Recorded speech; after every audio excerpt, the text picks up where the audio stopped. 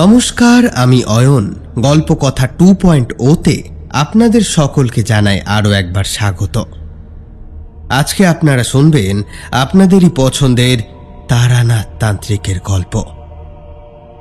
বাংলা সাহিত্যের দুই অমর গল্পকার বিভূতিভূষণ বন্দ্যোপাধ্যায় এবং তার সুযোগ্য পুত্র তারাদাস বন্দ্যোপাধ্যায়, যারা তাদের লেখনীর জাদুতে সৃষ্টি করেছিলেন তারানাথ তান্ত্রিকের মতো এক অবিস্মরণীয় চরিত্র।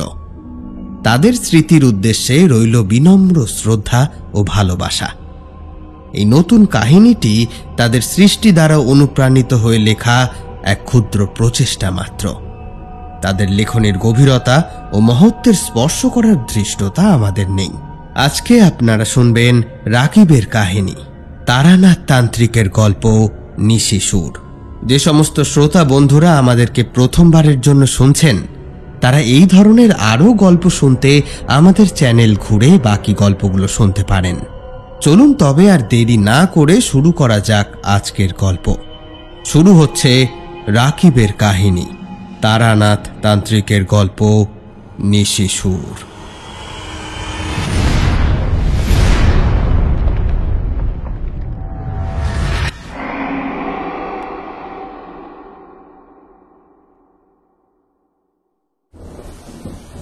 সময়টা আষাঢ় মাসের প্রায় শেষ দিক।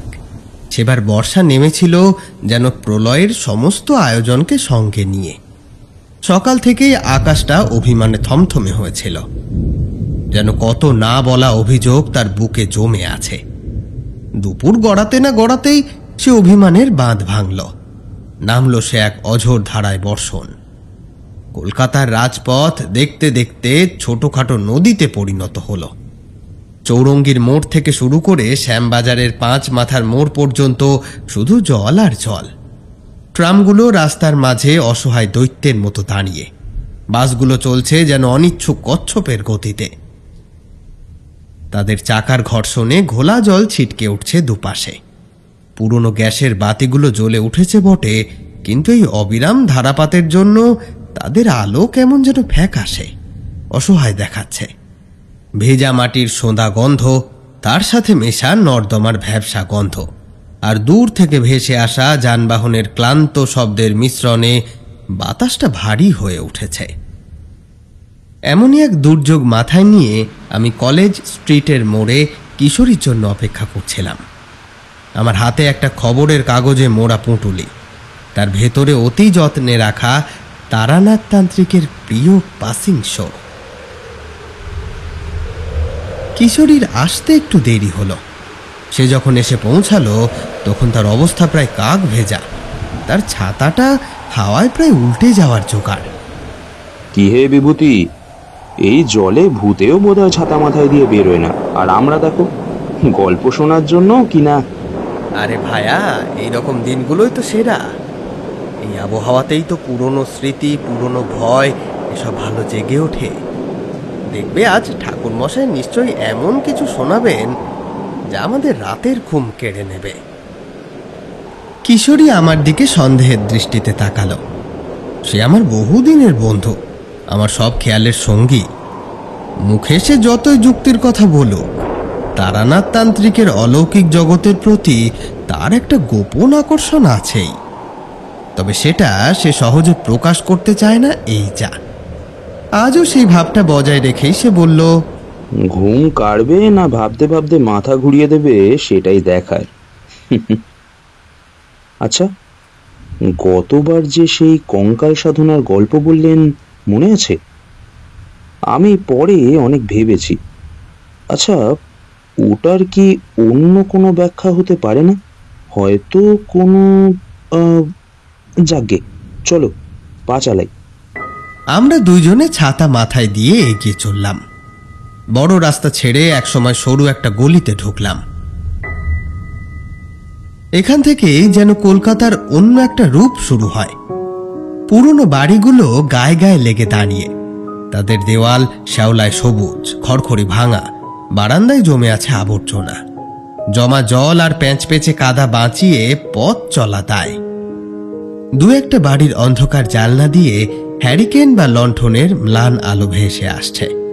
এই আলো আধারি পরিবেশটাকে দেখলে মনে হবে যেন সময় এখানে থেমে গিয়েছে বহু যুগ আগে। অবশেষে আমরা মঠ লেনের মুখে এসে পৌঁছালাম।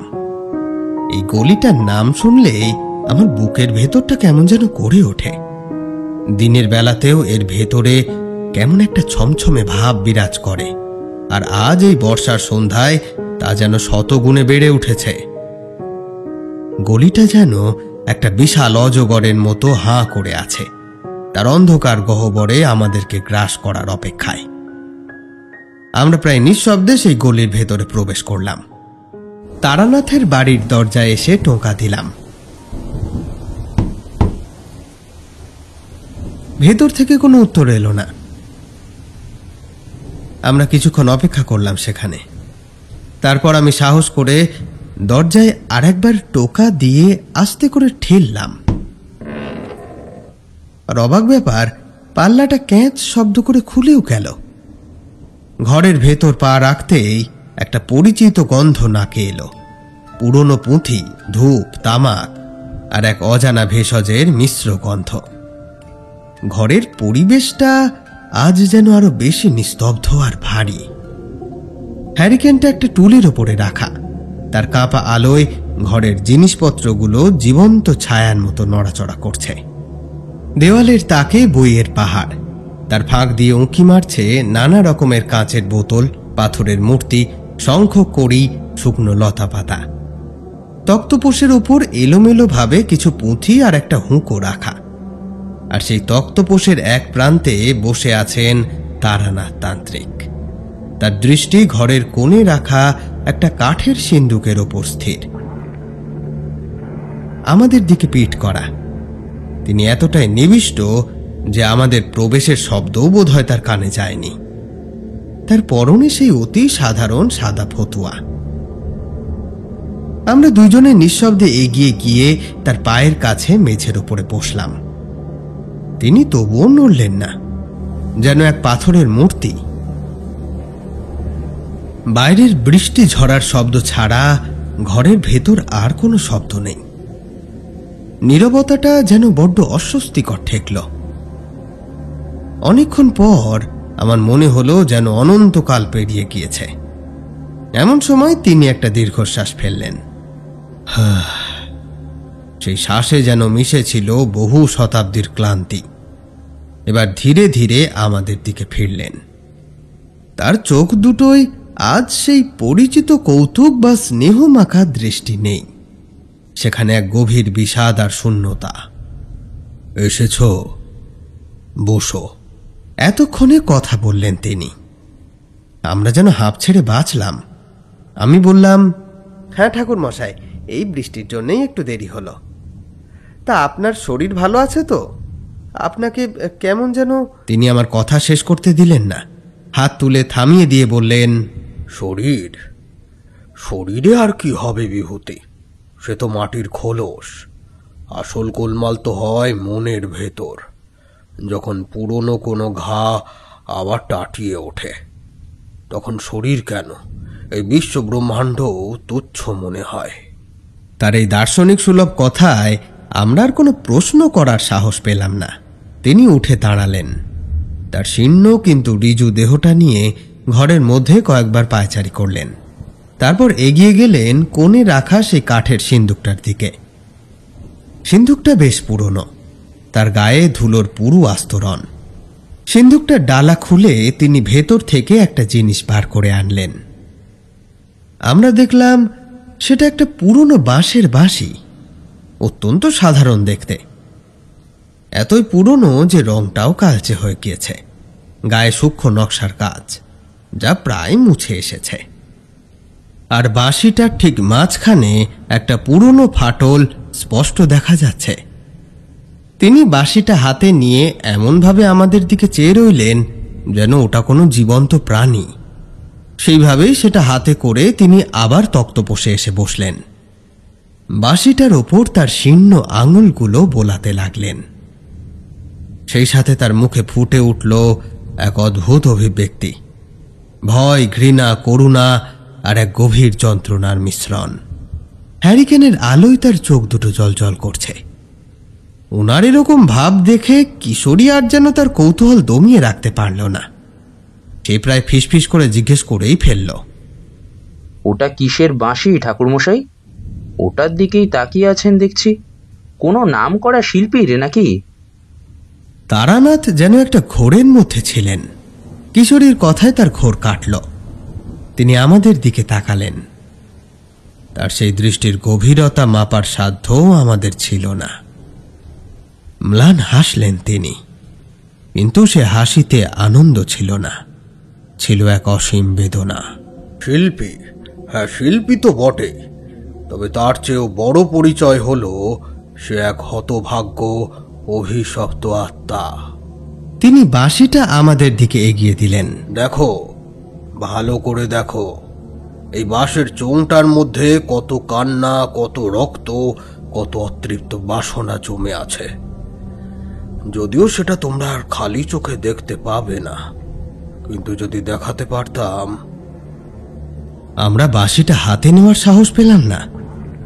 কিশোরী একটু ঢোক গিলে বলল, মানে কি বলছেন ঠাকুরমশাই? একটা বাঁশির মধ্যে এত কিছু থাকে নাকি? এ তো আপনার বানানো গল্প। তারানাথ একটা তীক্ষ্ণ দৃষ্টিতে কিশোরীর পানে চাইল। গল্প? এবার তার কণ্ঠস্বর আরো কঠিন শোনালো। জীবনটাই তো একটা গল্প কিশোরী বাবু। কোনটা সত্যি কোনটা বানানো তা কে বলতে পারে? তবে এটুকু জেনে রেখো, এ বাঁশি যখন বাজতো তখন মানুষ নিজের হুঁশ হারিয়ে ফেলত। শুধু মানুষ কেন, পশু পাখি এমনকি প্রেতাত্মারাও সেই সুরের টানে ছুটে আসতো। কিন্তু সে সুর ছিল মরণের সুর। সে সুর যার কানে যেত তার আর নিস্তার থাকতো না। তিনি থামলেন, একটা সিগারেট ধরিয়ে লম্বা টান দিলেন, তারপর ধোঁয়া ছেড়ে বললেন, এর সুর, সে সুর বড় ভয়ঙ্কর।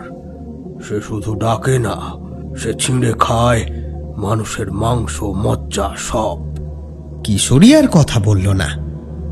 তারানাথ কিছুক্ষণ চুপ করে বসে রইলেন, তার চোখ দুটো বন্ধ। তিনি যেন অতীতের কোনো দৃশ্যপট হাতড়ে বেড়াচ্ছেন। বাইরে বৃষ্টির শব্দটাও কমে এসেছে, আর তাতে ঘরের ভেতরের নিস্তব্ধতাটা আরো চেপে বসেছে। অবশেষে তিনি চোখ খুললেন।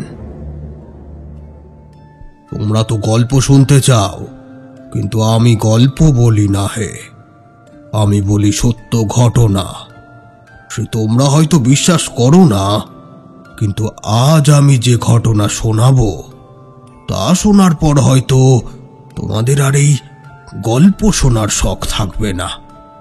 জিনিসটা ঘটেছিল বীরভূমের খেয়ালিয়া নামে এক গ্রামে।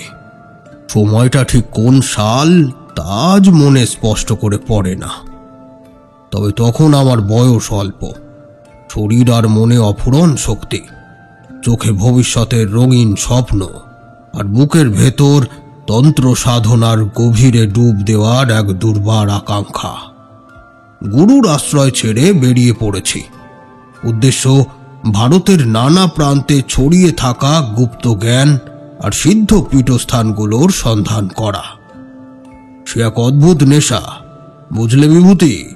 বিষয় আশয়, ঘর সংসার এসবের কোনো টান তখন অনুভব করতাম না। শুধু মনে হতো এই দৃশ্যমান জগতের আড়ালে যে বিশাল রহস্যময় জগৎটা লুকিয়ে আছে, তার সামান্যতম আভাস যদি পাই তবেই জীবন সার্থক। সেই নেশার টানে সেবার গিয়ে উপস্থিত হয়েছিলাম বীরভূম জেলায়। ট্রেনের কামরায় বসে দেখছিলাম সবুজ বাংলা কেমন ধীরে ধীরে রুক্ষ শুষ্ক রূপ ধারণ করছে। শালপিয়াল, মহুয়ার জঙ্গল, ঢেউ খেলানো লাল মাটির প্রান্তর, মাঝে মাঝে আদিবাসী গ্রাম, সব মিলিয়ে সে এক অন্য জগৎ। এক প্রায় বিস্তৃত স্টেশন থেকে নেমে একটা গরুর গাড়িতে চেপে বসলাম। গন্তব্য খেয়ালিয়া গ্রাম। কেন সেই গ্রামে যাচ্ছি সেইটি এবার বলি। লোকমুখে শুনেছিলাম গ্রামটা নাকি একসময় খেয়াল গানের চর্চার জন্য বিখ্যাত ছিল। বহু গুণী শিল্পী নাকি সেখানে জন্মেছিলেন। তাছাড়া সেই গ্রামের আশেপাশে কিছু পুরনো শক্তিপীঠ আর তান্ত্রিকদের সাধনা স্থল রয়েছে। আমার উদ্দেশ্য ছিল সেই খেয়ালি গানের গ্রাম দেখে সেই সমস্ত স্থান দর্শন করা। নতুন কিছু দেখব, নতুন কিছু জানব, এই নিয়েই মনের মধ্যে একটা উত্তেজনা, একটা আনন্দের ভাব তখনও ছোটাছুটি করছিল। কিন্তু গরুর গাড়ি যত এগোতে লাগলো, আমার মনের ভেতরের উৎসাহটা কেমন যেন ফিকে হয়ে আসতে শুরু করলো। চারপাশের দৃশ্যপট সুন্দর হলেও তার মধ্যে কেমন যেন একটা বিষণ্ণতা, একটা হাহাকার মেশানো। লাল মাটির পথ ধরে গাড়ি এগিয়ে চলেছে। দুপাশে দিগন্ত বিস্তৃত মাঠ খাঁ খাঁ করছে। মাঝে মাঝে দু চারটে তাল গাছ যেন আকাশের দিকে তাকিয়ে কোনো অভিযোগ জানাচ্ছে। বাতাস গরম, তবে সেটা অস্বাভাবিক নয়। গ্রীষ্মকাল, বাতাস অমন হতেই পারে, কিন্তু অস্বাভাবিক হলো সে বাতাসে প্রাণের স্পন্দন কম। যত গ্রামের কাছাকাছি পৌঁছাচ্ছি ততই যেন এক অজানা নীরবতা আমাকে গ্রাস করছে। অবশেষে যখন খেয়ালিয়া গ্রামে পৌঁছালাম, তখন সূর্য পশ্চিম আকাশে ঢলে পড়েছে। গ্রাম দেখে আমার মনটা আরো খারাপ হয়ে গেল। কোথায় সেই সঙ্গীতের পীঠস্থান? এ তো যেন এক অভিশপ্ত পরিত্যক্ত জনপদ। ভাঙাচোরা মাটির বাড়ি, খসে পড়া পলেস্তারার পুরনো দালান, পোড়া মন্দির, আর এই সব কিছু যেন গভীর দীর্ঘশ্বাস ফেলছে।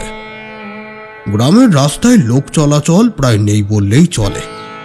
দু একজন যাদের দেখলাম, তাদের চোখে মুখে এক অদ্ভুত ভয়। তারা আমায় দেখে এমনভাবে তাকাচ্ছিল যেন আমি কোনো অন্য জগতের থেকে আসা প্রাণী। তাদের সেই দৃষ্টির মধ্যে আমি এক ভয়ানক উদ্বেগ লক্ষ্য করেছিলাম। অনেক খোঁজ করে গ্রামের এক প্রান্তে এক বৃদ্ধ ব্রাহ্মণের বাড়িতে আশ্রয় পেলাম। নাম তার হরিনাথ ভট্টাচার্য। একসময় নাকি ভালো টোল চালাতেন। দূর দূরান্ত থেকে ছাত্ররা পড়তে আসতো। কিন্তু এখন তার জীর্ণ দশা। মাটির বাড়িটার চাল ফুটো, দেওয়ালে নোনা ধরা। হরিনাথ মশাইয়ের চেহারাতেও সেই দারিদ্র আর এক গভীর শোকের ছায়া। তার স্ত্রী গত হয়েছেন, একমাত্র পুত্র আর নাতনিও অকালে মরেছে। এখন শুধু তিনি আর তার বিধবা পুত্র বধূ।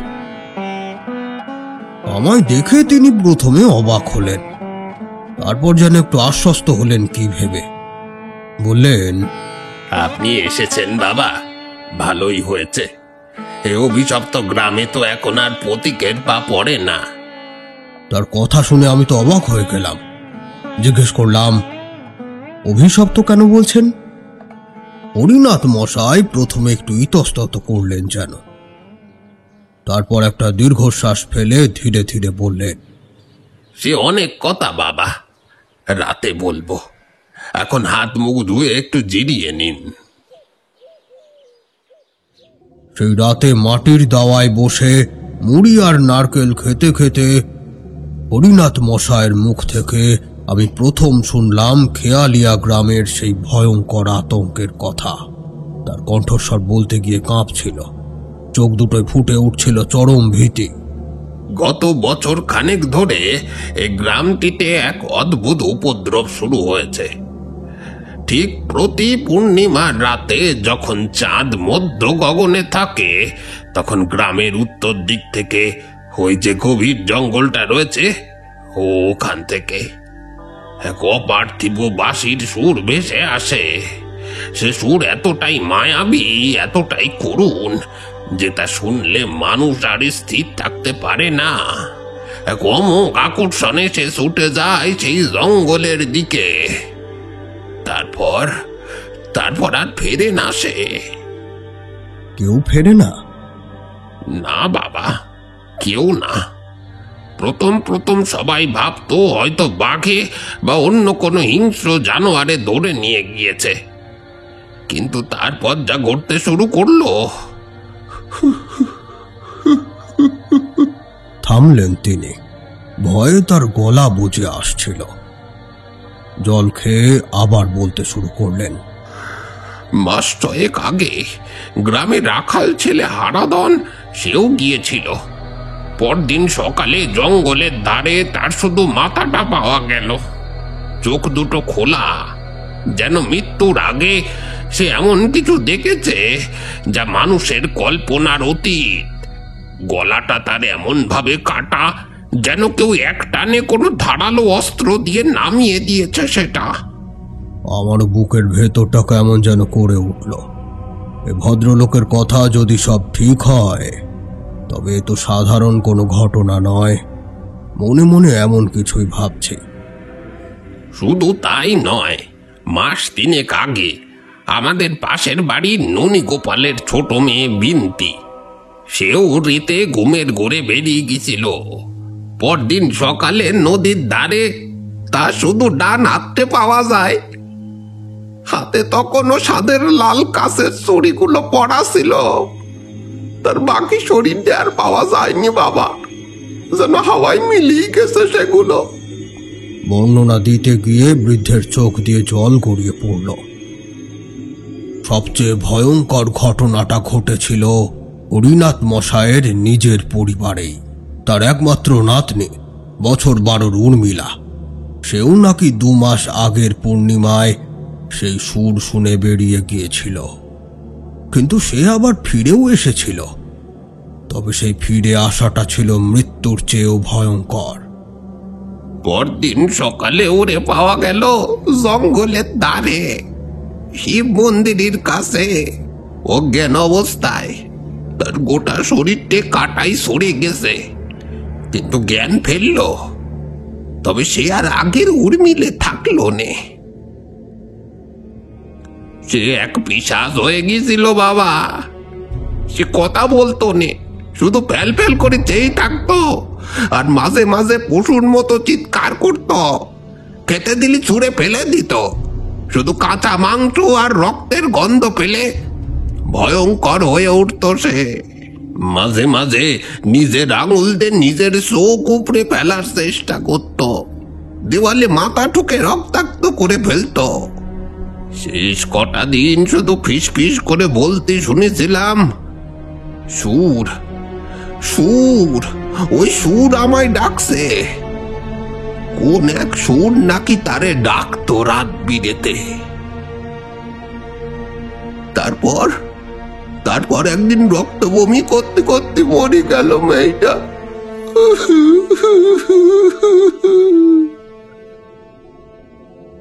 বৃদ্ধ আর বলতে পারলেন না, কান্নায় ভেঙে পড়লেন। তার সেই কান্নার মধ্যে আমি কেবল শোক নয়, এক গভীর তীব্র ভয় আর অসহায়তা অনুভব করলাম। বুঝলাম খেয়ালিয়া গ্রামে যা ঘটছে তা কোনো সাধারণ দস্যুর কাজ নয়, কিংবা কোনো বন্য জন্তুরও নয়। এর পেছনে নিশ্চয়ই কোনো ভয়ঙ্কর ব্যাপার রয়েছে। সে গ্রামে আমি গিয়েছিলাম খেয়াল গানের টানে, কিংবা কোনো গুহ্যতন্ত্র সাধকের সাথে দেখা হয়ে যাবে এই অভিপ্রায় নিয়ে।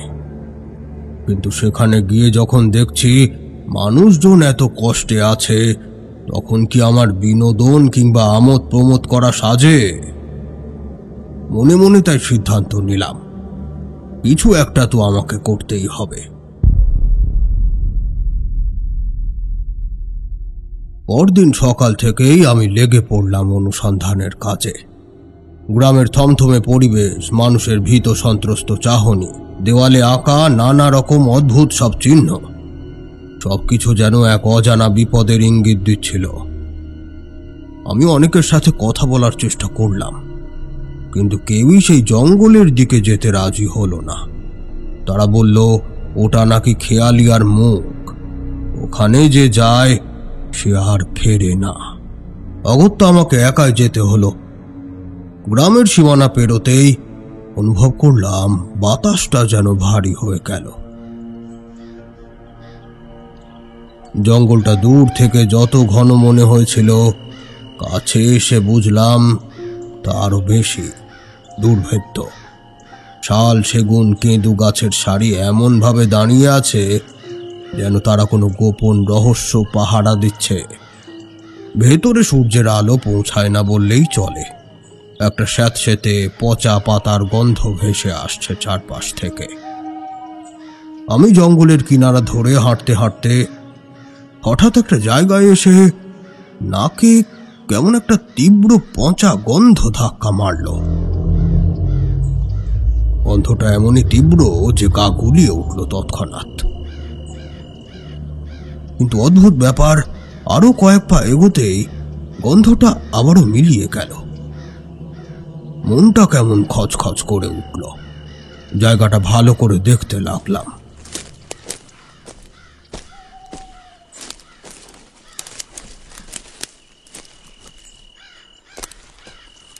আর তাতেই আমার চোখ পড়ল একটা ঝোপের মধ্যে।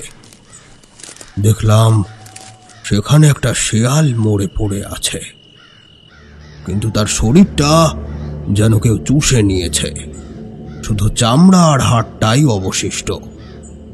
মনের কৌতূহলটা বাড়ল, পায়ে পায়ে এগিয়ে গেলাম কিছুটা।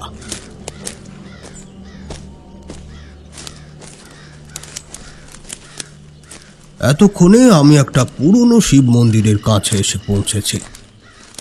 মন্দিরটা প্রায় ধ্বংসস্তূপ। তৎসত্ত্বেও মন্দিরের দেওয়ালে আমি কিছু অদ্ভুত চিহ্ন দেখতে পেলাম। মন্দিরটা ধ্বংসস্তূপ হলেও এই চিহ্নগুলোকে কেন যেন বড্ড জীবন্ত বলে মনে হলো। এগুলো সাধারণ পুজো আচ্চার চিহ্ন নয়, এগুলো সব তান্ত্রিক চিহ্ন, বিশেষ করে বাম আচারের। মন্দিরের আশেপাশে ঘুরতে ঘুরতে আমি গ্রামের ইতিহাসটা নিয়ে ভাবছিলাম। গতকাল হরিনাথ মশায়ের কাছে শুনেছিলাম এই গ্রামের শেষ জমিদার ছিলেন নাকি সঙ্গীত রসিক, কিন্তু সেটা তার বাইরের পরিচিতি। এর আড়ালে নাকি ছিল তার এক অত্যাচারী রূপ, আর তারই শিকার হয়েছিল গ্রামের সমীরণ নামের এক খেয়ালি শিল্পী। সে শিল্পীকে তিনি হত্যা করে তার সর্বস্ব, বিশেষ করে তার একটা শখের বাঁশি ছিল, সেটা নিয়ে নিয়েছিলেন। গ্রামের আনাচে কানাচে গল্প ঘুরে বেড়ায়। অনেকের মতে সেই সমীরণকে নাকি জীবন্ত পুঁতে দেওয়া হয়েছিল এই মন্দিরের নিচেই, যেখানে আমি তখন দাঁড়িয়ে রয়েছি।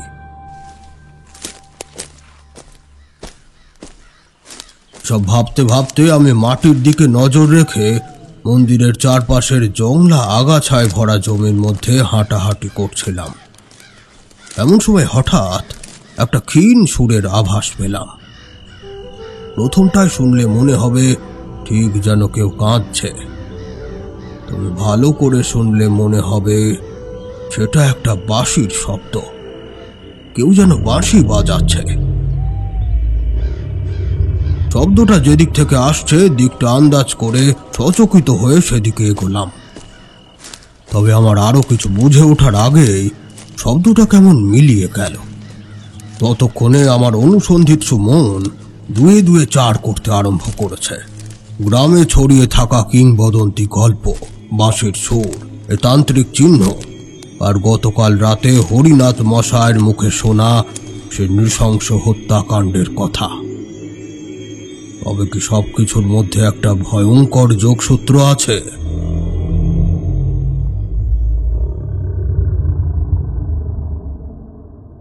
আমি গ্রামে ফিরে এলাম, মনটা ভারাক্রান্ত। সামনে পূর্ণিমা, আর মাত্র 3 দিন বাকি। এই 3 দিনের মধ্যেই আমাকে কিছু একটা প্রস্তুতি নিতেই হবে। হয়তো এক ভয়ঙ্কর শক্তির মুখোমুখি হতে হবে আমাকে। তবে সেবার মনে মনে কেন যেন একটু ভয় করছিল। উত্তেজনাটা এমন পর্যায়ে পৌঁছাচ্ছিল, আসলে যার সাথে সাক্ষাৎ হবে বা যে শক্তির মোকাবেলা আমাকে করতে হবে সেটা তখনও পর্যন্ত সম্পূর্ণ অজানা।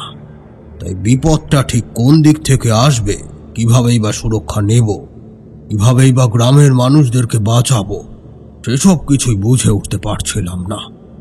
তবে এটুকু বুঝেছিলাম এ কাজে আমার নিজের জীবনও বিপন্ন হতে পারে, কিন্তু পিছিয়ে আসার পথ নেই। তারানাথ থামলেন। তার কপালে বিন্দু বিন্দু ঘাম জমেছে। এক দৃষ্টে তিনি চেয়ে রইলেন হ্যারিকেনের শিখার দিকে। এই সময়টাই আমরা কোনো কথা বলি না। তারানাথ বোধহয় নিজের মনে গল্পটাকে একটু গুছিয়ে নেয়। আমরা কেবল অপেক্ষা করি পুনরায় তার গল্প শুরু করার। তাই চুপচাপ স্তব্ধ হয়ে আমরা বসে রইলাম। তবে বুঝতে পারছিলাম আসল ভয়ঙ্কর কাহিনীটা সবে শুরু হয়েছে। সেই 3টে দিন আমার কাছে যেন 3টে বিভীষিকাময় যুগ বলে মনে হচ্ছিল। খেয়ালি গ্রামটা যেন এক জীবন্ত সমাধি ক্ষেত্রে পরিণত হয়েছিল। দিনের বেলাতেও একটা অস্বাভাবিক দম বন্ধ করা নিস্তব্ধতা। মানুষজন ভয়ে একেবারে জড়সড়।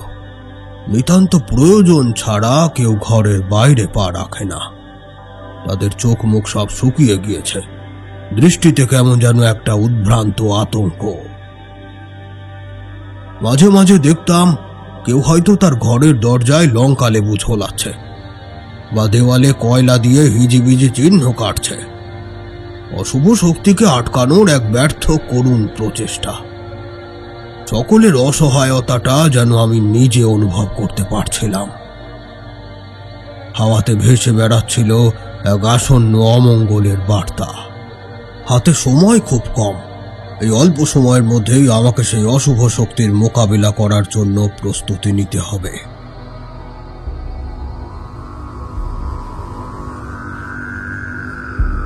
হরিনাথ মশাইয়ের বাড়ির এক নির্জন কোণে আমি আমার আসন পাতলাম। শুরু হলো আমার কঠোর সাধনা। দিন রাত এক করে চলল মন্ত্র জপ, ধ্যান আর শরীরের শোধন ক্রিয়া। গুরুর দেখানো দেহ বন্ধন আর স্থান বন্ধন মন্ত্রে নিজেকে এবং ওই বাড়িটাকে প্রথমে সুরক্ষিত করার চেষ্টা করলাম।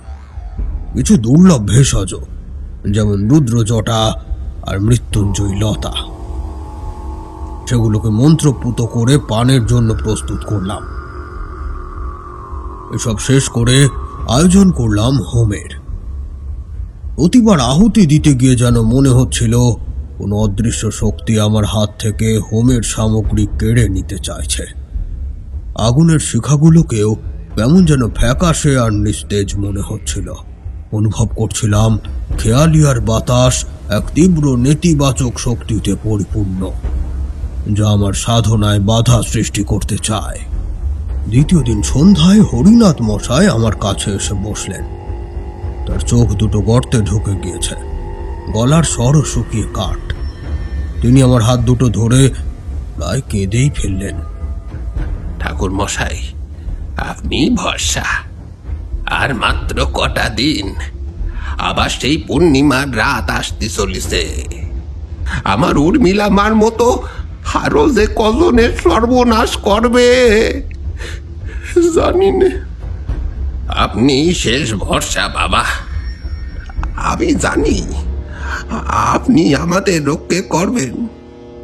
আমি তার কাঁধে হাত রেখে বললাম, ভয় পাবেন না ভট্টাচার্য মশাই, আমি আমার যথাসাধ্য চেষ্টা করব। তারপর তো সবকিছু ওই মায়ের হাতে। মা কৃপা করলে নিশ্চয়ই কোনো উপায় হবে। আপনি শুধু ঈশ্বরকে ডাকুন। তাকে ভরসা দিলাম, কিন্তু আমার নিজের বুকের ভেতরটা কি এক অজানা আশঙ্কায় কাঁপছিল। আমি জানতাম যার মুখোমুখি হতে চলেছি তিনি সাধারণ প্রেত বা দৈত্য নন, তিনি এক শক্তিশালী নিষ্ঠুর সত্তা। তৃতীয় দিন একটা অদ্ভুত ঘটনা ঘটল। গ্রামের প্রান্তে যে বুড়ো বটগাছটা ছিল, যার তলায় গ্রামের লোক মাঝে মাঝে এসে বসত, হঠাৎ দেখা গেল সেই গাছটার সমস্ত পাতা একদিনের মধ্যে হলুদ হয়ে ঝরে পড়েছে। শুধু তাই নয়, গাছের নিচে পড়ে থাকতে দেখা গেল ঝাঁক ঝাঁক পাখি, মৃত পাখি। তাদের শরীরগুলো কালো হয়ে গিয়েছিল, চোখগুলো যেন ঠিকরে বেরিয়ে আসতে চাইছিল। এই অলক্ষণে ঘটনায় গ্রামের ভয় বাড়ল 10 গুণে। আমি বুঝলাম ইঙ্গিত স্পষ্ট, অশুভ শক্তি তার আগমন বার্তা পাঠাচ্ছে। অবশেষে সেই রাত এলো, পূর্ণিমার রাত, যেদিন আকাশ ছিল অদ্ভুতভাবে মেঘমুক্ত। বিশাল এক রূপালী থালার মতো চাঁদটা যেন ঠিক মাথার উপর এসে থমকে দাঁড়িয়েছিল। তার আলোয় চারপাশটা এমন ভাবে ভেসে যাচ্ছিল যে দিনের বেলা বললেও বোধহয় ভুল হতো না। কিন্তু সে আলোয় স্নিগ্ধতা ছিল না, ছিল এক শীতল নির্জীব ঔজ্জ্বল্য। সে আলোতে গাছের ছায়াগুলোকে মাটির ওপর আরো দীর্ঘ, আরো কুৎসিত দেখাচ্ছিল, যেন প্রেত লোকের কোনো দানব তার লম্বা হাত বাড়িয়ে দিয়েছে গ্রামটাকে গ্রাস করার জন্য। বাতাস সেদিন একেবারেই ছিল না, একটা পিন পড়লেও বুঝি শব্দ শোনা যাবে এমন অবস্থা। শুধু এক টানা ঝিঁঝি পোকার তীক্ষ্ণ শব্দ সেই ভয়ঙ্কর নিস্তব্ধতাকে আরো অসহ্য করে তুলছিল। আমি আমার সমস্ত প্রস্তুতি শেষ করে হরিনাথ মশায়ের বাড়ির দাওয়ায় আমারই তৈরি রক্ষামণ্ডলের ভেতরে বসেছিলাম। আমার হাতে ছিল গুরুর দেওয়া রুদ্রাক্ষের মালা, পাশে রাখা ছিল ত্রিশূল, আর কমণ্ডলুতে মন্ত্রপুত জল। আমার দৃষ্টি নিবদ্ধ ছিল সেই উত্তর দিকের জঙ্গলের পানে। হৃৎপিণ্ড চলছিল দ্রুত গতিতে, কিন্তু মনটা ছিল আশ্চর্য রকম শান্ত। শান্ত রাখতে হয়েছিল। আমি জানতাম ভয় পেলে সময় চলবে না। ভয় হলো অশুভ শক্তির সবচেয়ে বড় অস্ত্র। রাত যখন ঠিক 2 প্রহর পেরিয়েছে, ঠিক তখনই শুরু হলো সেটা। দূর থেকে ভেসে আসতে শুনলাম একটা বাঁশির সুর।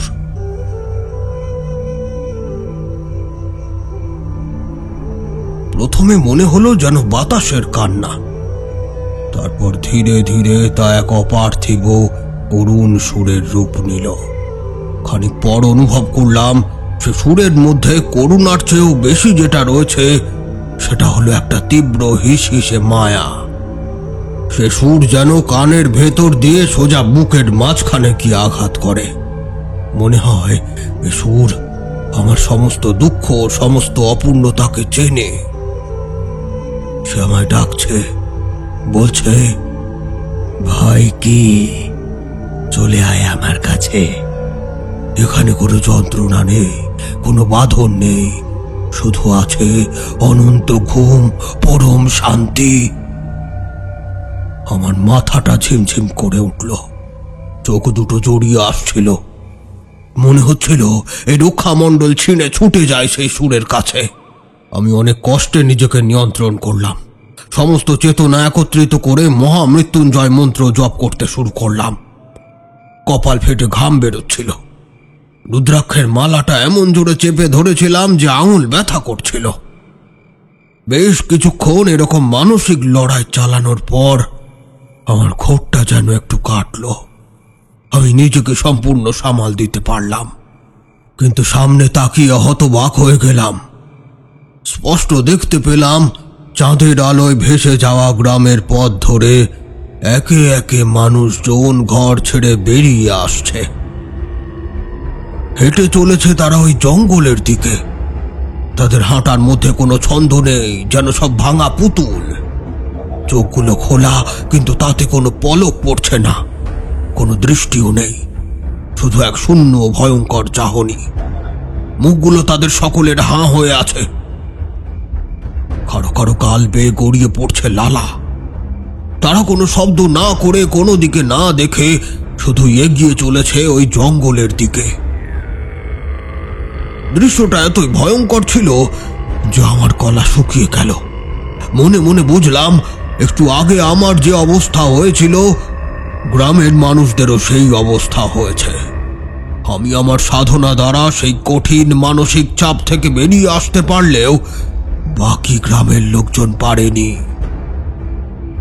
আমি ছুটে গিয়ে একজনের পথ আটকালাম। সেই গ্রামেরই এক কম বয়সী ছেলে। গতকাল তার সাথে আলাপ হয়েছিল আমার। তার নাম ভোলা। তার গায়ে হাত দিতেই দেখলাম শরীরটা পাথরের মতো শক্ত হয়ে গিয়েছে। আমি তার কাঁধ ধরে প্রবলভাবে ঝাঁকিয়ে ডাকলাম, ভোলা, এই ভোলা, এই যাস না, চোখ খোল, হুঁশে আয়। সে ধীরে ধীরে আমার দিকে মুখ ফেরালো। এ কোন ভোলাকে দেখছি চোখের সামনে? তার চোখে সেই সারল্য আর নেই, চোখ দুটোই কোনো পরিচিতিও নেই। ঠোঁটের কোণে লেগে রয়েছে একটা বীভৎস হাসি।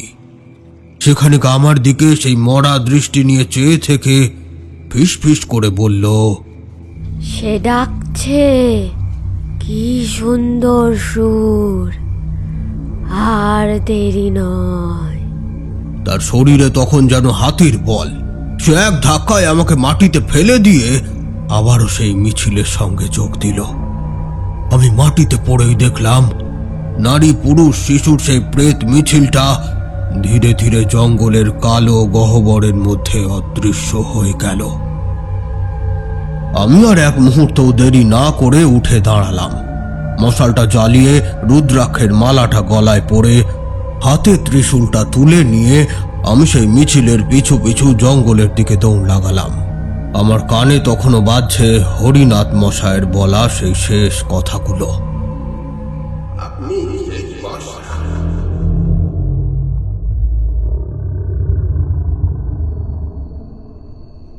জঙ্গলের মুখে পা রাখতেই বাতাসটা যেন এক ধাক্কায় বরফের মতো ঠান্ডা হয়ে গেল। মশালটা প্রায় নিভে যাওয়ার জোগাড়। আমি কোনো মতে সেটাকে রক্ষা করলাম। জঙ্গলের ভেতর চাঁদের আলো পৌঁছায় না। মশালের আলোয় যেটুকু দেখা যায় তার ভয়ঙ্কর। অন্ধকার তো দূর হয় না, উল্টে সেটা যেন আরো ঘন হয়ে বসে। গাছপালাগুলোকেও কেমন বিকৃত আকারের দেখাচ্ছে।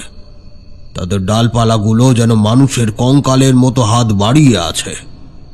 পচা পাতার গন্ধটা সেই স্থানে আরো তীব্র, আর তার সঙ্গে মিশে আছে টাটকা রক্তের সেই আঁশটে গন্ধ, যা আমার নাকে ঝাপটা মারছে। যে স্থানে আমি দাঁড়িয়ে রয়েছি সেখানে দাঁড়িয়ে মনে হচ্ছে বাঁশির সুরটা যেন চারদিক থেকে ভেসে আসছে। ঠিক করে বলা মুশকিল ঠিক কোন দিক থেকে আসছে ওটা। আর তার সঙ্গে মিশে রয়েছে আরো অনেক শব্দ, চাপা কান্নার শব্দ, কখনো বা খলখলে হাসির শব্দ, শুকনো পাতা মারিয়ে কারুর চলে যাওয়ার শব্দ। আমার মনে হচ্ছিল আমি যেন সেই স্থানে একা নই। অসংখ্য অদৃশ্য চোখ আমার দিকে তাকিয়ে রয়েছে, ওত পেতে রয়েছে সাপদের মতো।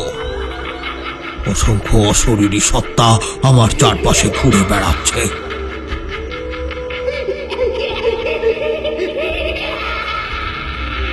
আমি গুরুমন্ত্র জপ করে সাবধানে এগোতে লাগলাম। হঠাৎ আমার মশালটা একটা গাছের ডালে আটকে গেল। আলোটা সরতেই দেখলাম সেই ডালে বসে রয়েছে একটা বিশাল আকৃতির হুতুম পেঁচা, কিন্তু তার চোখ দুটো কেমন যেন। সে আমার দিকে তাকিয়ে বিকট স্বরে একবার হেসে উঠল। আমি তাড়াতাড়ি সেখান থেকে সরে গেলাম, আবার এগোতে লাগলাম সামনের দিকে। আবার সামনের দিকে এগোতে পায়ে কি যেন একটা নরম মতো ঠেকলো। মশাল তুলে দেখি একটা খরগোশ মরে পড়ে আছে, কিন্তু তার পেটটাকেও চিড়ে ভেতরের সমস্ত নাড়ি ভুড়ি বের করে নিয়েছে। এসব দেখে আমার গায়ের মধ্যে কেমন যেন করে উঠল। কিন্তু যে পর্যায়ে এসে আমি তখন পৌঁছেছি সেখান থেকে যে আর ফেরবার পথ নেই, তাই মনকে সংযত করলাম। মধুসুন্দরী দেবীকে একবার স্মরণ করে মশালটাকে শক্ত করে চেপে ধরে আবারও এগোলাম জঙ্গলের গভীরের দিকে। কিছুটা হেঁটেছি, এমন সময় শুনতে পেলাম আমার পেছন পেছন কেউ যেন এগিয়ে আসছে। সঙ্গে সঙ্গে মশাল নিয়ে ঘুরে দাঁড়ালাম, কিন্তু কেউ নেই। শুধু মরা পাতাগুলো খসখস করে নড়ে উঠল। আবারও এগোতে শুরু করলাম। এবার আমার কানের কাছে কে যেন ফিস ফিস করে বলল, ফিরে যা, এখনো সময় আছে, ফিরে যা, নইলে তোর ওই দশা হবে। আমি ত্রিশূলটা তুলে ধরে গর্জে উঠলাম, কে কে তুই, সামনে আয়।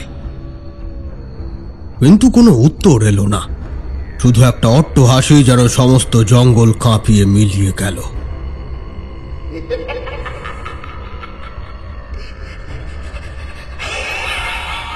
আমি দেখলাম একটা গাছের গুঁড়িতে কে যেন রক্ত দিয়ে একটা বীভৎস মূর্তি এঁকে রেখেছে,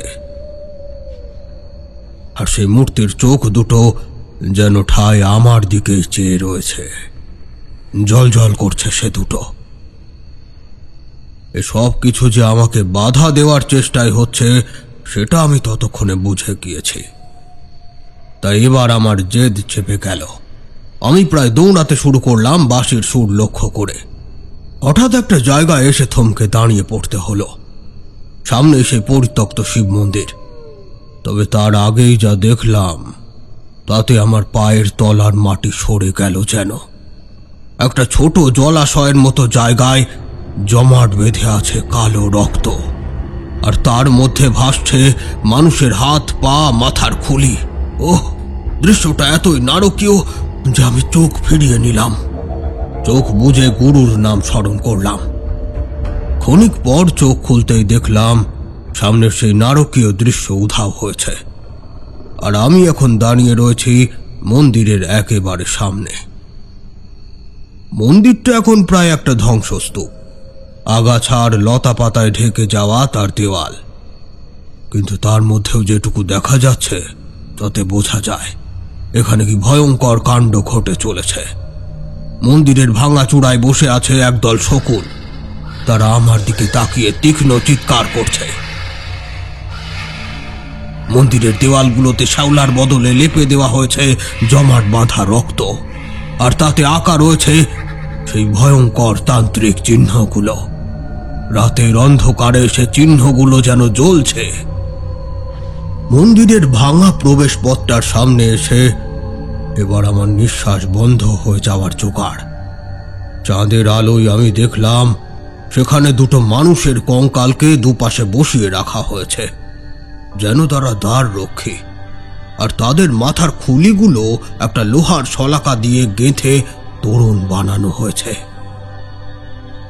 আর সেই তোরণের তলায় ছড়িয়ে ছিটিয়ে আছে অজস্র হাড়গোড়, যার মধ্যে শিশুদের হাড়ও কম নয়। আর গর্ভগৃহের ভেতরে যেখানে শিবলিঙ্গটি ছিল, বর্তমানে সেখানে কোনো লিঙ্গ নেই। আছে রাশি রাশি নরমুণ্ডের স্তূপ, আর সেই স্তূপের ওপরে রাখা রয়েছে একটা শিশুর কঙ্কাল, যার বুকের পাঁজরগুলো ভাঙা। তার গলায় পরানো রয়েছে মানুষের আঙুল দিয়ে গাঁথা এক বীভৎস মালা। তীব্র রক্তের গন্ধ আর পচা মাংসের দুর্গন্ধে আমার দম বন্ধ হয়ে আসার জোগাড়। এতক্ষণে বুঝলাম বাঁশির সুরটা আসছে ঠিক গর্ভগৃহের ভেতর থেকে, আর তার সঙ্গে মিশে আছে এক ভয়াল বিকৃত মন্ত্রোচ্চারণ। আমি বুঝতে পারলাম আমার শত্রু হয়তো ভেতরেই আছে, যে তার নারকীয় যজ্ঞে মত্ত। আমি আমার সমস্ত সাহস শক্তি একত্রিত করে ত্রিশূলটা শক্ত করে ধরলাম। রুদ্রাক্ষের মালাটা কপালে ঠেকিয়ে শেষবারের মতো মা তারা আর আমার গুরুর নাম স্মরণ করলাম। এবার পা বাড়ালাম সেই নরকের দ্বারের দিকে। আর ঠিক তখনই হঠাৎ করে বাঁশির সুরটা থেমে গেল। সঙ্গে সঙ্গে নেমে এলো এক জমাট ভয়ঙ্কর নিস্তব্ধতা। আর সেই নিস্তব্ধতা ভেদ করে গর্ভগৃহের অন্ধকার থেকে ভেসে এলো এক খসখসে পৈশাচিক কণ্ঠস্বর। এতক্ষণে পথ চিনে এলি মূর্খ? আয় ভেতরে আয়, তোর জন্যই তো অপেক্ষা করছিলাম। কথাটা শেষ হওয়ার সঙ্গে সঙ্গে গর্ভগৃহের জমাট অন্ধকারের মধ্যে দুটো আগুনের গোলার মতো চোখ জ্বলে উঠল। আমি ত্রিশূলটা শক্ত করে ধরলাম। গুরুর নাম জপ করতে করতে গর্ভগৃহের ভেতরে পা রাখলাম। ভেতরের দৃশ্য নরকের বর্ণনার চেয়েও ভয়ঙ্কর। ঘরের মেঝেটা পিচ্ছিল, মনে হচ্ছে যেন পুরো রক্তের আস্তরণ জমে শুকিয়ে রয়েছে। তার উপর ছড়িয়ে আছে অজস্র হাড়গোড়। দেওয়ালগুলোতে আলকাতরার মতো কালো কিছু দিয়ে বিভৎস সব মূর্তি আঁকা। তার মাঝে মাঝে মানুষের চামড়া শুকিয়ে সেটে দেওয়া রয়েছে। দেওয়ালের তাকগুলোতে সারসার নরমুণ্ড সাজানো। সেদিকে তাকালেই মনে হয় তাদের শূন্য চোখের কোটরগুলোর ভেতর থেকে তখনও যেন শেষ আর্তনাদটুকু বেরিয়ে আসছে। আর ঘরের ঠিক মাঝখানে সেই নরমুণ্ডের স্তূপের ওপর বসে আছে সেই পিশাচ। সে মানুষ না অন্য কিছু তা বোঝা দায়। শীর্ণ কঙ্কালসার একটা দেহ, তার মধ্যে যেন দানবীয় শক্তি পুঞ্জীভূত। চামড়াটা মরা মানুষের মতো ফ্যাকাশে আর কোচকানো, কিন্তু তার নখগুলো পশুর মতো লম্বা আর ধারালো। মাথায় জট পড়ে যাওয়া চুল সাপের মতো কিলবিল করছে। আর তার মুখ, সে মুখে কোনো মানবিকতার লেশ মাত্র নেই। দুটো চোখ যেন জ্বলন্ত অঙ্গার, আর ঠোঁটের ফাঁক দিয়ে বেরিয়ে এসেছে দুটো সদন্ত। তার হাতে ধরা রয়েছে একটা বাঁশি। বাঁশিটা যেন তার হাতেরই একটা অংশ হয়ে গিয়েছে। তার রং শুকিয়ে যাওয়া রক্তের মতো গাঢ় লাল। আর তার পাশে, ওহ, সে দৃশ্য বর্ণনা করার মতো ভাষা আমার নেই। সেই হতভাগ্য গ্রামবাসীরা, যাদেরকে আমি একটু আগেই সম্মোহিতের মতো হেঁটে আসতে দেখেছিলাম, তারা সেখানে পড়ে আছে। কেউ মৃত, কারোর শরীর ছিন্ন ভিন্ন, যেন কোনো হিংস্র পশু তাদেরকে ছিঁড়ে খেয়েছে। কারো বুকের পাঁজর ভেঙে হৃৎপিণ্ডটা বের করে নেওয়া হয়েছে। তবে তাদের মধ্যে কেউ কেউ তখনও জীবিত, কিন্তু তাদের অবস্থা আরো ভয়ঙ্কর। তাদের শরীরগুলো থেকে যেন কালো ধোঁয়ার মতো কিছু বেরিয়ে এসে সেই তান্ত্রিকের শরীরে মিশে যাচ্ছে, আর তারা যন্ত্রণায় কুঁকড়ে যাচ্ছে। তাদের মুখ দিয়ে গোঙানির মতো একটা শব্দ বেরোচ্ছে। সব মিলিয়ে এ যেন এক সাক্ষাৎ নরকে এসে উপস্থিত হয়েছে আমি। আমার উপস্থিতি আন্দাজ করে সে শয়তান এবার চোখ মেলে চাইল। উফ, কি বিভৎস তার সে চাহনি! তার ঠোঁটে খেলে গেল এক বিষাক্ত হাসি। সে হাসি শুনলে মনে হবে যেন একদল শেয়াল একসঙ্গে ডেকে উঠেছে। স্বাগত তান্ত্রিক, তোর জন্যই আমার যজ্ঞের শেষ আহুতিটুকু বাকি ছিল। তুই ভাবতেও পারবি না, তোর মতো একজন সাধকের প্রাণ শক্তি পেলে আমি কি অসীম ক্ষমতার অধিকারী হতে পারি। আমি ক্রোধে ফেটে পড়লাম। ত্রিশূলটা তার দিকে তাক করে বললাম, নরাধম পিশাচ, তোর এই নারকীয় যজ্ঞ আমি আজ শেষ করব। দাম, ক্ষমতার জন্য সব কিছু বৈধ তান্ত্রিক। আমি এই খেয়ালিয়ার জমিদার রঘুনাথ রায়, আমি যা চেয়েছি তাই পেয়েছি। আমার ক্ষমতার জন্য সমীরণকে হত্যা করেছি আমি। এই আশ্চর্য বাঁশিটা কেড়ে নিয়েছি। সে ভেবেছিল তার সামান্য নীতিবোধ দিয়ে জমিদারের ইচ্ছাটাকে আটকাবে। মূর্খ! আমি চেয়েছিলাম এমন এক শক্তি যা দিয়ে আমি আমার শত্রুদেরকে কুকুরের মতো পায়ে লুটিয়ে পড়তে বাধ্য করব। আর তার জন্য দরকার ছিল এই বাঁশি, বশীকরণ ক্ষমতাওয়ালা এই বাঁশি। এই বাঁশির জন্যই জমিদার থাকাকালীন আমার ক্ষমতা হয়ে গিয়েছিল অসীম। তন্ত্র সাধনায় অসম্ভব বলে কিছু নেই তান্ত্রিক, সেটা তুইও জানিস। তাই যখন দেখলাম আমার বয়স 100 পেরিয়ে গেল, তখন আমার শখের জমিদারি ছেড়ে এই বড় মন্দিরে আস্তানা কাটলাম। সবাই ভাবলো আমি মৃত, কিন্তু আসলে আমার কোনো মরণ নেই। আসলে আমি মরণের ঊর্ধ্বে। আজ 150 বছর এই শরীর বয়ে নিয়ে রয়েছি। আজ এই বাঁশির সাহায্যে অমরত্ব লাভ করেছি আমি। আর আবারও আজ এই বাঁশির সাহায্যে আমি নতুন শরীর পাবো। আবার জমিদারি হবে আমার। আবার ক্ষমতা পাবো।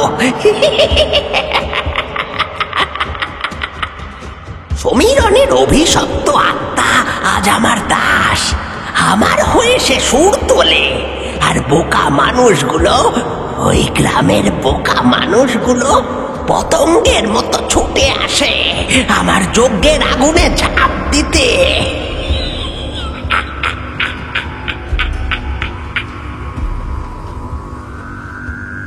তার কথা শুনে আমি স্তম্ভিত হয়ে গেলাম।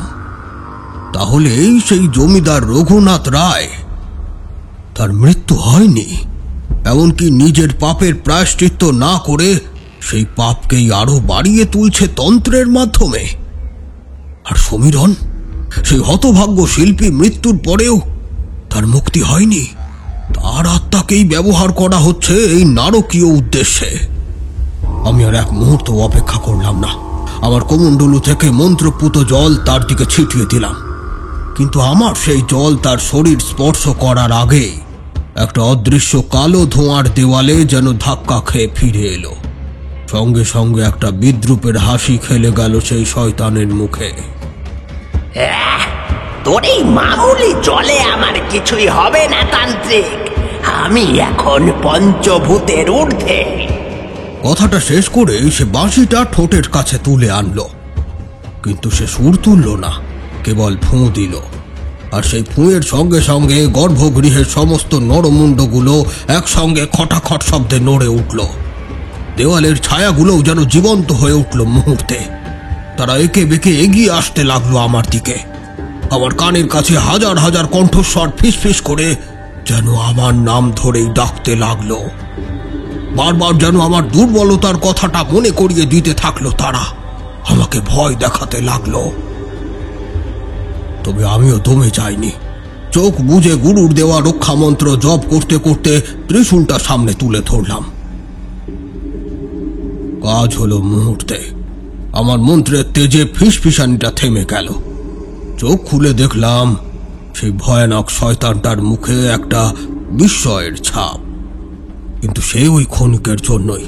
তারপরে সে নড়ে চড়ে বসল, হাতে ধরা বাঁশিটা মুখের সামনে এনে একটা তীব্র কর্কশ সুর তুলল। সে সুর শুনে আমার মনে হলো যেন আমার কানের পর্দাটা ফেটে যাবে। আরো মনে হতে থাকলো আমার মস্তিষ্কের ভেতর কেউ যেন গরম শলাকা ঢুকিয়ে দিচ্ছে। যন্ত্রণায় চিৎকার করে উঠলাম আমি। আর ঠিক তখনই আমার চোখের সামনে ভেসে উঠল এক ভয়ঙ্কর দৃশ্য। এক অন্ধকার কুঠরিতে শেকল দিয়ে বাঁধা এক শীর্ণকায় মানুষ, তার সামনেই দাঁড়িয়ে আছে এক ক্রূঢ় দর্শন ব্যক্তি। লোকটি যে জমিদার তা তার সাজ পোশাকে বোঝা যায়। সে তার সঙ্গীদের হুকুম করছে, আর তারা সেই বন্দি লোকটার হাতের আঙুলগুলো মুচড়ে মুচড়ে এক এক করে ভেঙে দিচ্ছে। শীর্ণকায় লোকটি যন্ত্রণায় কাতরাচ্ছে, তার চোখ দিয়ে জল গড়িয়ে পড়ছে। তবুও সে ফ্যাল ফ্যাল করে তাকিয়ে আছে পাশেই পড়ে থাকা একটা বাঁশির দিকে। মুহূর্তে পরিষ্কার হয়ে গেল ব্যাপারটা। এ আর কেউ নয়, এ হলো সেই সমীরণ, হতভাগ্য সমীরণ। আর এই দৃশ্য আমাকে দেখানো হচ্ছে আমাকে মানসিকভাবে দুর্বল করে দেওয়ার জন্য। দেখলি দেখলি সমীরণের দশা, ওরা তাজ ওই বাঁশির মধ্যে বন্দি হয়ে কাঁদছে। আর আমি সেটা মহানন্দে উপভোগ করছি। ওর যন্ত্রণা যত বাড়ে আমার শক্তিও যে তত বাড়ে। আমি চোখ বুজে মা কালীর রূপ স্মরণ করলাম। কিছুক্ষণের মধ্যেই মায়ের খড়গের এক কোপে সেই মায়া জাল ছিন্ন ভিন্ন হয়ে গেল। রঘুনাথ রায় এবার আরো ক্রুদ্ধ হয়ে উঠল। এবার সে তার আসল রূপ ধারণ করল। তার রুগ্ন শরীরটা ফুলে উঠতে লাগলো, নখগুলো আরো লম্বা হলো, চোখ দুটো থেকে যেন রক্ত ঝরতে আরম্ভ করলো। এবার সে আমার দিকে এক তীব্র কালো শক্তি প্রেরণ করলো। আমার মনে হলো যেন একটা বরফের চাই আমার বুকের ওপর চেপে বসেছে। আমার শরীর থেকে সমস্ত শক্তি সে শুষে নিতে চাইছে। আমার রক্ষামণ্ডল কাঁপতে লাগলো। আমি বুঝতে পারলাম আমার শক্তি কমে আসছে। শেষ, তোর খেলা শেষ তান্ত্রিক। তোর প্রাণ শক্তি এবার আমার হবে, আমি অমর হব, অমর।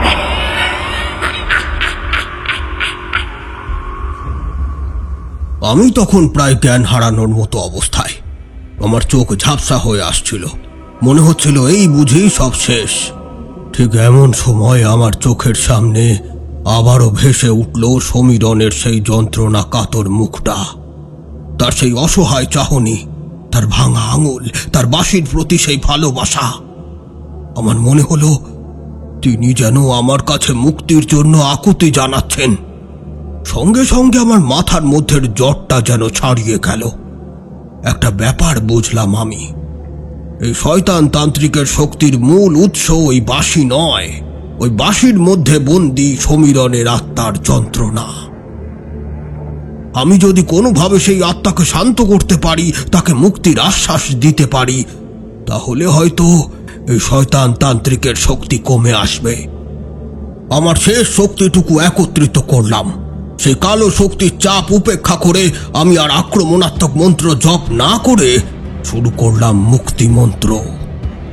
চোখ বুজে আমার সমস্ত চেতনাকে ওই বাঁশিটার দিকে কেন্দ্রীভূত করলাম। আমি সমীরণের আত্মাকে আহ্বান জানিয়ে বললাম, হে গুণী শিল্পী, তোমার যন্ত্রণা আমি অনুভব করতে পারছি।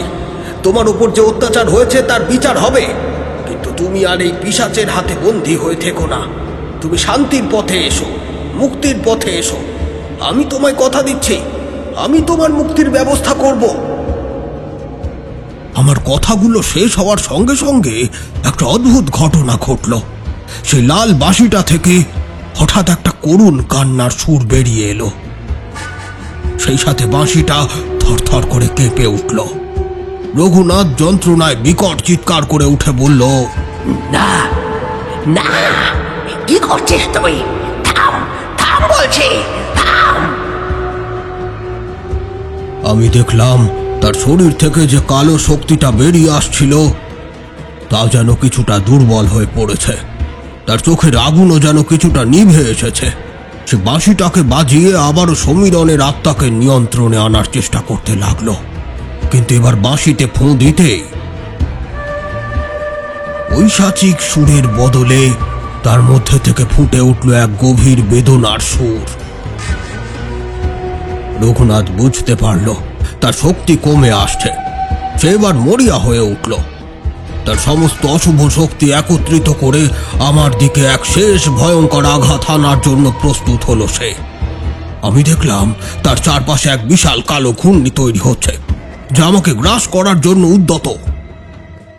আমি বুঝলাম এটাই শেষ সুযোগ। হয় আমাকে এই আঘাত প্রতিহত করে পাল্টা আঘাত হানতে হবে, নয়তো এখানেই আমার ভবলীলা সাঙ্গ। আমি ত্রিশূলটা তুলে ধরলাম। আমার ঠোঁটে তখন মা কালীর ভয়ঙ্কর দক্ষিণা কালী স্তোত্র। তারানাথের কণ্ঠস্বর তখন খাদে নেমে এসেছে, যেন তিনি আবার সেই ভয়ঙ্কর মুহূর্তটিকে প্রত্যক্ষ করছেন।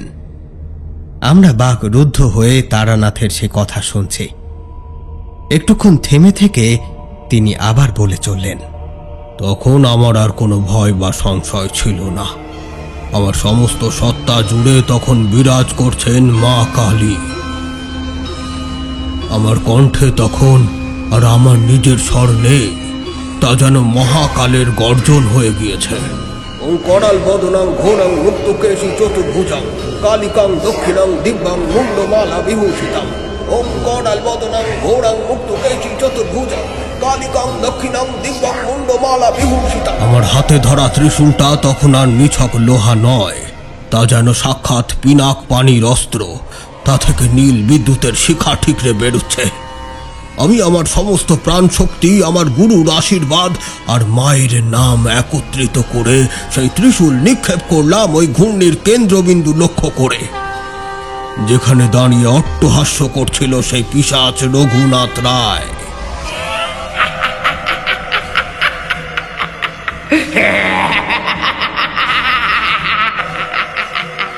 পরবর্তী কয়েকটা মুহূর্ত যা ঘটল তা বর্ণনা করার মতো শব্দ হয়তো মানুষের ভাষায় নেই। আমার নিক্ষিপ্ত ত্রিশূল আর রঘুনাথের কালো ঘূর্ণির সংঘাতের ফলে মন্দিরের গর্ভগৃহটা যেন ফেটে পড়ল। এক তীব্র কান ফাটানো বিস্ফোরণের শব্দ হলো, যার সঙ্গে মিশে গেল হাজার হাজার প্রেতাত্মার আর্তচিৎকার। এক তীব্র আলো আর অন্ধকারের এক ভয়ঙ্কর যুদ্ধ। আমার মনে হলো যেন পায়ের তলার মাটি কেঁপে উঠছে, মন্দিরের দেওয়ালগুলো ভেঙে পড়ছে। আমি সেই বিস্ফোরণে ছিটকে গিয়ে পড়লাম দেওয়ালের এক কোণে। আমার মাথাটা কিসে যেন ঠুকে গেল। সাথে সাথে চোখের সামনে হাজার হাজার জোনাকি জ্বলে উঠেই সব কোথায় মিলিয়ে গেল।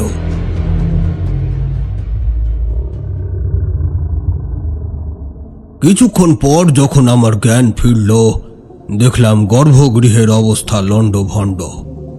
নরমুণ্ডের স্তূপ ভেঙে ছড়িয়ে পড়েছে, দেওয়ালগুলো ফেটে চৌচির, ছাদের একটা বড় অংশ ভেঙে পড়েছে। কিন্তু সেই পিশাচ রঘুনাথ রায় তখনও দাঁড়িয়ে আছে। তার শরীরটা থেকে কালো ধোঁয়া বেরোচ্ছে, তার পোশাকের কিছু অংশ পুড়ে গিয়েছে, কিন্তু তার চোখ দুটোই তখনও সেই একই রকমের হিংস্রতা। তবে সে ভয়ঙ্করভাবে আহত হয়েছে। তার বাঁ হাতটা থেকে অজস্র ধারায় ঝরে পড়ছে রক্ত, কিন্তু সে রক্তের রং লাল নয়, কালো। মারতে পারলি না তান্ত্রিক, এত বছরের শক্তি আমার, সহজে আমি যে মরবো না। আজ তোকে দিয়েই আমার নতুন শরীরের সূচনা হবে। আমি বুঝলাম সরাসরি শক্তির লড়াইয়ে একে হয়তো সম্পূর্ণ পরাস্ত করা কঠিন। এর পাপের শিকড় অনেক গভীরে। আমার এখন কি করা উচিত এসব ভাবতে ভাবতে আমি যখন উঠে দাঁড়ানোর চেষ্টা করছি, ঠিক তখনই আমার চোখ পড়ল সেই বাঁশিটার উপর। তান্ত্রিকের হাত থেকে সেটা ছিটকে গিয়ে পড়েছিল গর্ভগৃহের এক কোণে, আর এখন তার পাশে একটা হালকা নীলচে আভা দেখা যাচ্ছে। আমার মন বলে উঠল, এটাই শেষ সুযোগ। আমি রঘুনাথের দিকে আর মনোযোগ না দিয়ে সমস্ত চেতনাকে কেন্দ্রীভূত করলাম ওই বাঁশিটার উপর। উঠে দাঁড়ালাম, টলতে টলতে এগিয়ে গেলাম সেটার দিকে। রঘুনাথ আমার উদ্দেশ্য বুঝতে পেরে আমার দিকে তেড়ে আসার চেষ্টা করল, কিন্তু তার আহত শরীর তখন আর তার সঙ্গ দিচ্ছিল না। ততক্ষণে আমি পৌঁছে গিয়েছি বাঁশিটার সামনে। সেখানে হাঁটু গেড়ে বসলাম। মনে মনে সমীরণের আত্মাকে আহ্বান করে বললাম, সমীরণ, আমি জানি তুমি অনেক কষ্টে আছো, কিন্তু আর নয়। এই যন্ত্রণা, এই ঘৃণা, এই প্রতিশোধের চক্র থেকে এবার তোমাকে বেরিয়ে আসতেই হবে। তোমার সুর ছিল সৃষ্টির জন্য, আনন্দের জন্য, ভালোবাসার জন্য। সেই সুরকে কুলুষিত হতে দিও না। তুমি মুক্ত হও, তুমি শান্তি পাও, ঈশ্বরের চরণে তুমি শান্তি লাভ করো। সঙ্গে সঙ্গে এক আশ্চর্য ঘটনা ঘটল। সেই লাল বাঁশিটা থেকে হঠাৎ একটা তীব্র, মিষ্টি কিন্তু অত্যন্ত করুণ সুর বেরিয়ে এলো আপনা হতেই। সে সুরে কোনো ভয় ছিল না, ছিল শুধু শতাব্দীর পর শতাব্দী ধরে জমে থাকা যন্ত্রণা আর মুক্তির জন্য এক তীব্র আকুতি। সে সুর শুনে মন্দিরের বাতাস যেন মুহূর্তে শুদ্ধ হয়ে গেল। আর ঠিক তারপরেই খট করে একটা শব্দ করে বাঁশিটা ঠিক মাঝখান থেকে দুটো টুকরো হয়ে গেল। আর সেই ভাঙা বাঁশির ভেতর থেকে বেরিয়ে এলো এক ধোঁয়ার মতো প্রায় অদৃশ্য এক ছায়া মূর্তি। সে ধীরে ধীরে এক শীর্ণকায় মানুষের রূপ ধারণ করল। তার চোখে জল, মুখে এক শান্ত হাসি। এই তবে সেই সমীরণ। সে আমার দিকে তাকিয়ে হাত জোড় করল। তার ঠোঁট দুটো নড়ে উঠল যেন, কিন্তু কোনো শব্দ বেরোল না। আমি বুঝলাম সে আমায় কৃতজ্ঞতা জানাচ্ছে। তারপর সে ধীরে ধীরে ওপরের দিকে উঠে যেতে লাগলো এবং এক সময় গর্ভগৃহের ভাঙা ছাদ দিয়ে বেরিয়ে আসা ভোরের প্রথম আলোর সঙ্গে মিশে গেল। সমীরণের আত্মা মুক্ত হওয়ার সঙ্গে সঙ্গেই গর্ভগৃহের অন্য প্রান্তে দাঁড়িয়ে থাকা রঘুনাথ রায় এক ভয়ঙ্কর গগনভেদী আর্তনাদ করে উঠল।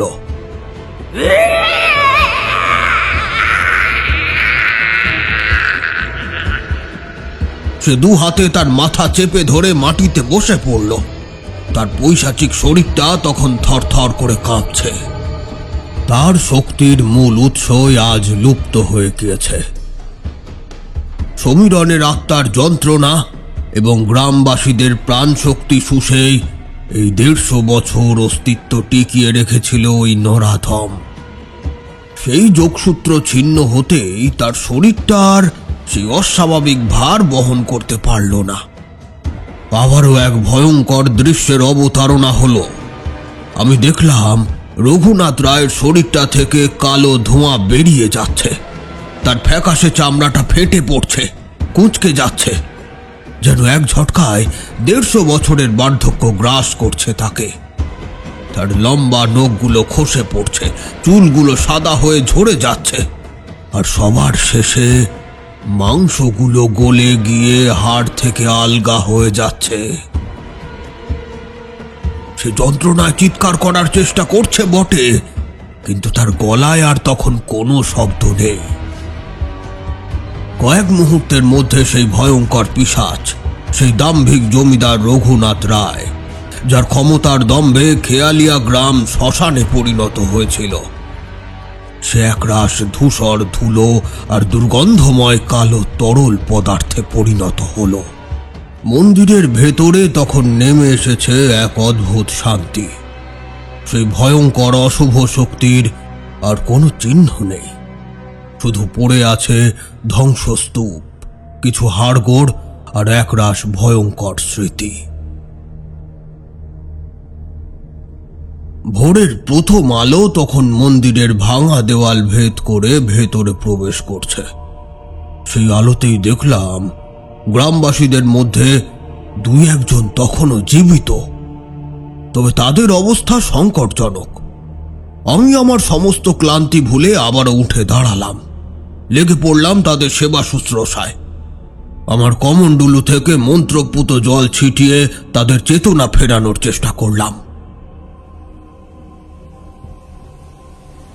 শেষমেশ কয়েকজনকে বাঁচাতে পারলেও সেই ভয়ঙ্কর রাতের স্মৃতি তাদের কাছে সারা জীবনের জন্য এক ভয়ানক মানসিক ক্ষত হয়ে রইল। তারানাথ তান্ত্রিক চুপ করলেন। তার গল্প শেষ হয়েছে। মঠ লেনের ঘরের মধ্যে তখন বিরাজ করছে এক গভীর নিস্তব্ধতা। অনেকক্ষণ পর কিশোরী প্রথম কথা বলল। তার গলার স্বরটা কেমন যেন অন্যরকম শোনাচ্ছিল, যেমনটা প্রতিবার গল্প শোনার পর তার হয়। আগের সেই ঠাট্টা বা অবিশ্বাসের সুরটা আর থাকে না। ঠাকুরমশাই, আপনার গল্প শোনার পর তো মানে রাতের বেলা কোনো সুর শুনলেই এবার ভয় করবে। আমি বললাম, সত্যি ভয়ঙ্কর অভিজ্ঞতা ঠাকুর মশাই। মানুষের লোভ যে তাকে কোথায় নামাতে পারে সত্যি ভাবা যায় না। তারানাথ ম্লান হাসলেন, আবারও বাঁশিটা এগিয়ে দিলেন আমাদের দিকে। এবার আর বাঁশিটা হাতে নিতে ভয় করল না। হাতে নিয়ে দেখলাম বাঁশিটা সত্যি ঠিক মাঝ বরাবর 2 টুকরো হয়ে গিয়েছিল। ঠাকুর মশাই হয়তো অনেক যত্নে কোনো আঠা দিয়ে সেটাকে আবার জুড়ে দিয়েছেন, কিন্তু সেই জোরের দাগটা স্পষ্ট, যেন একটা গভীর ক্ষত চিহ্ন। বোঝাই যায় এই বাঁশি দিয়ে আর যাই হোক সুর তোলা সম্ভব নয়। এর কণ্ঠরুদ্ধ হয়েছে চিরকালের জন্য। এই ভাঙা বাঁশি আর বাজবে না হে বিভূতি। ঠিক যেমন মানুষের মন বা বিশ্বাস বা একটা সুন্দর স্বপ্ন একবার ভেঙে গেলে তাকে হয়তো জোড়া লাগানো যায়, কিন্তু আগের সেই নিখুঁত সুর, সেই সহজ বিশ্বাস, সেই আদি অকৃত্রিম রূপটা আর ফেরে না। একটা সূক্ষ্ম ফাটল, একটা বেদনার রেশ চিরকাল থেকেই যায়। ভাঙা বাঁশিটার উপর আলতো করে হাত বোলাতে বোলাতে বললেন, সমীরণের স্বপ্ন ভেঙে গিয়েছিল, তার শিল্প, তার জীবন সবই কেড়ে নেওয়া হয়েছিল, কিন্তু তার আত্মার মূল সুরটা ছিল শুদ্ধ। তাই শত অত্যাচার সয়েও সে একদিন মুক্ত হলো। আর রঘুনাথ, সে চেয়েছিল জোর করে ক্ষমতা আর অমরত্ব বাঁধতে। সে ভাঙতে চেয়েছিল প্রকৃতির নিয়ম, অন্যের জীবন, অন্যের স্বপ্ন। তাই শেষ পর্যন্ত সে নিজেই ভেঙে টুকরো টুকরো হয়ে গেল। তার অস্তিত্বটুকুও আর রইল না।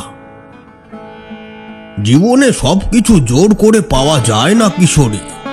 লোভ, ক্ষমতা, বাসনা, এগুলোর পেছনে ছুটতে গিয়ে মানুষ ভুলে যায় সবচেয়ে বড় শক্তি হলো ভালোবাসা আর করুণা। ঘৃণা দিয়ে ঘৃণা জয় করা যায় না, অন্ধকার দিয়ে অন্ধকার দূর করা যায় না। তার জন্য আলোর প্রয়োজন হয়, ক্ষমার প্রয়োজন হয়। সেই হতভাগ্য সমীরণ, তার আত্মার শান্তি হয়েছে জানি, কিন্তু তার সেই ভাঙা বাঁশির কান্নাটা, সেটা বোধহয় আমার কান থেকে আর কোনোদিনও মুছবে না।